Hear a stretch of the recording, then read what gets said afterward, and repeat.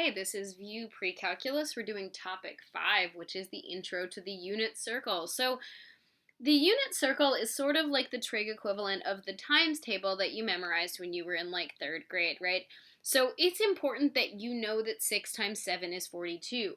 However, nobody in the last several years of your math education has probably asked you to fill out a multiplication table. Nobody's been like, here's a giant grid with numbers, please fill it out.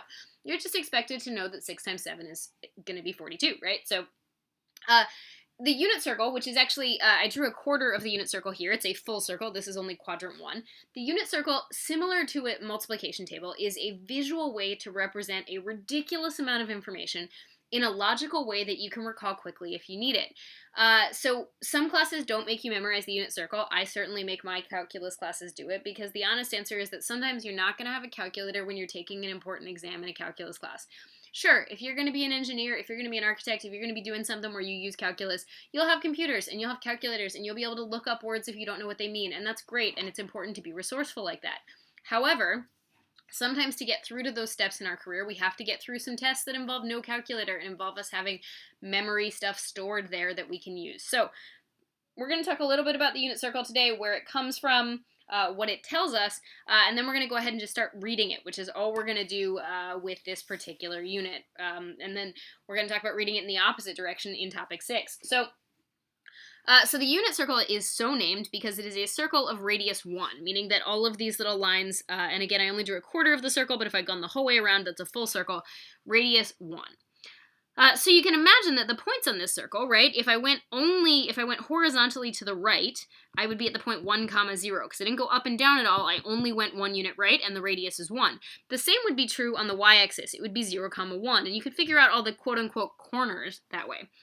But all these points in the middle, you can actually figure out by using special right triangles, the 30, 60, 90, the 45, 45, 90, or you can just memorize the points. Either of those are fine.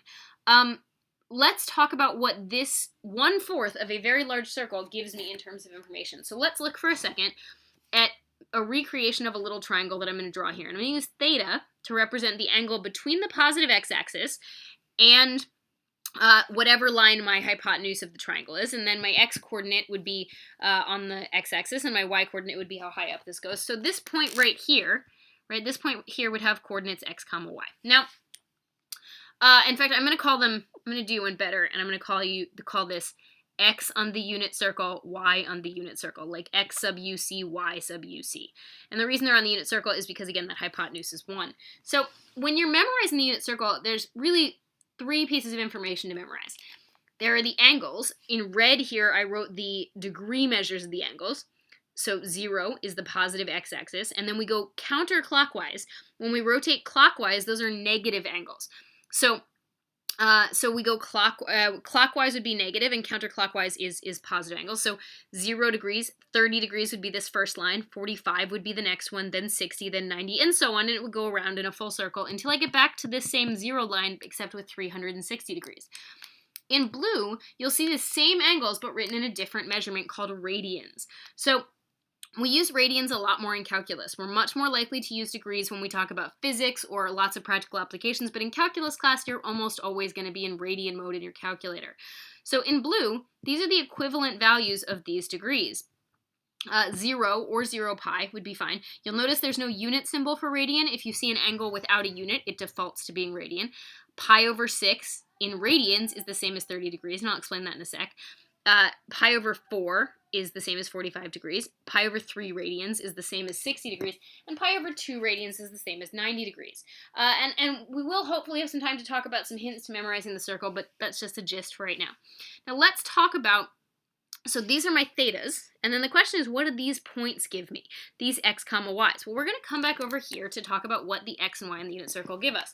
So if you think back to basic geometry, you learned a thing called SOHCAHTOA. Right?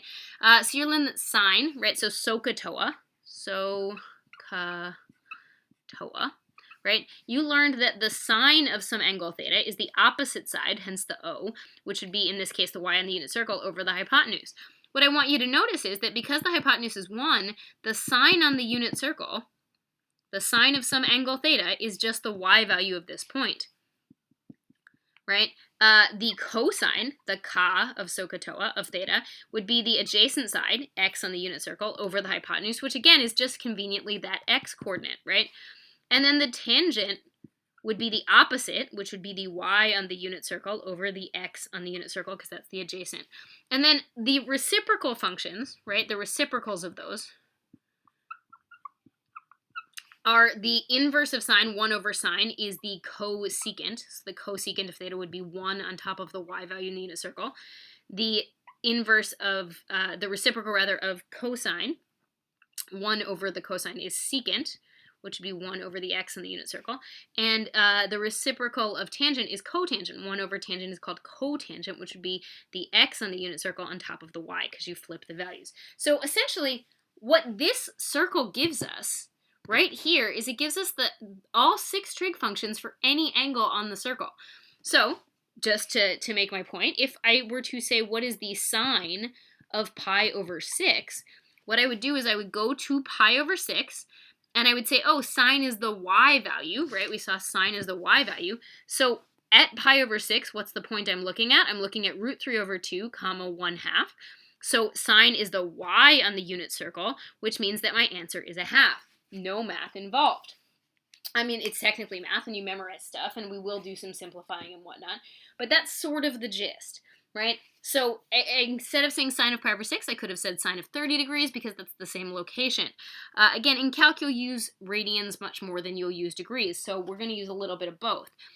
Remember that negative angles just mean go the other direction. So what I'll do in a sec is I'll have a copy of the unit circle so that when we go through example 1, you can sort of see me walking you through the directions and what values we need.